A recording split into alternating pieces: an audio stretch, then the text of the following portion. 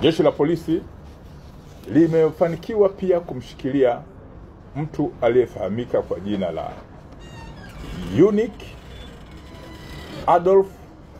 Ngagani na wenzake 4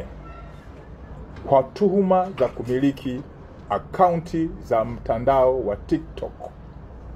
ambazo zimekuwa zikitumika kusambaza taarifa zenye maudhui ya udhalilishaji wa watu mbalimbali kupitia programu za akili unde, yani artificial intelligence. Watu hawa wamehojiwa kwa kina na baadhi ya vifaa wanavyovitumia vimekamatwa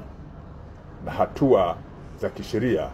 zimechukuliwa, ikiwa ni pamoja na baadhi yao